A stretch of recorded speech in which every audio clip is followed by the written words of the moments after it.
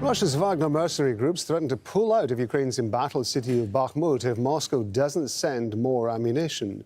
The head of the group, Yevgeny Prigozhin, says that without proper supplies, his troops will withdraw or die. Fighting for the control of Bakhmut in eastern Ukraine's lasted for months. Kyiv says it remains in control of a key supply route into the city. Now, our statistics show that when we have enough munitions, we have X people killed.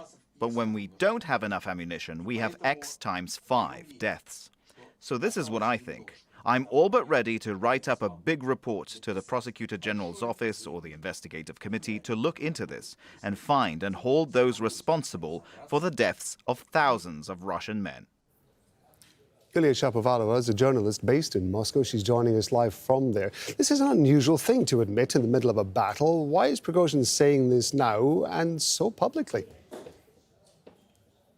That's correct. Well, we all know that the situation is pretty dire there. And according to Prigozhin, as you mentioned, the Wagner group will leave the front and their positions in Bakhmut if the problem with the supply of ammunition is not resolved. He said that in an interview with one of the Russian military bloggers. Prigozhin said that he had written an ultimatum to Defense Minister Sergei Shoigu, saying that before the expected offensive of the armed forces of Ukraine, the lack of the munitions could lead to catastrophic consequences for Russia. According to Prigozhin's forecast, the offensive should begin no later than May the 15th. He also warned that his Wagner group could come to an end.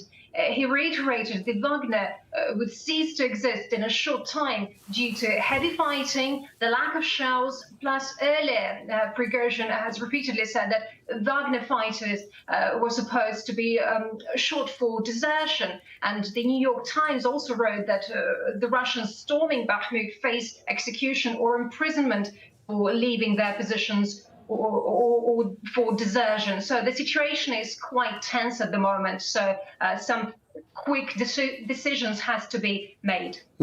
Russians have been arrested, at the very least, and prosecuted for criticizing the conflict and the Russian military. Why is it Yevgeny Prigozhin is able to get away with statements like this, again, so publicly?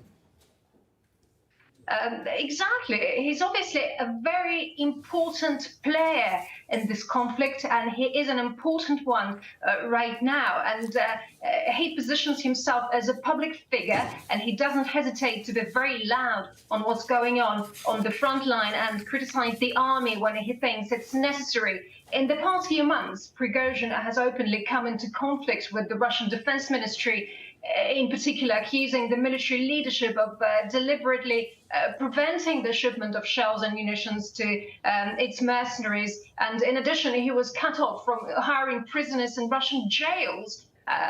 Those prisoners, they obviously played the most important part in the tactics that allowed the Wagner to advance in the Bakhmut area. They were the first to be thrown into their assault in order to reveal the firing positions of the armed forces of Ukraine.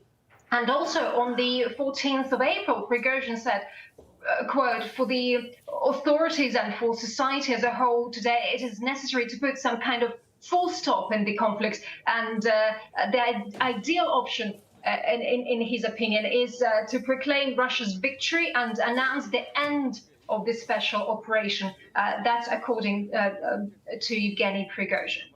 Yulia, thank you very much indeed. That's Yulia Shapovalova bringing us up to date from Moscow. Well, at least 2 civilians have died in southwestern Russia as a result of shelling by Ukrainian forces. That's according to the local governor. The attack happened in the village of Bryansk region. A residential building and houses were destroyed.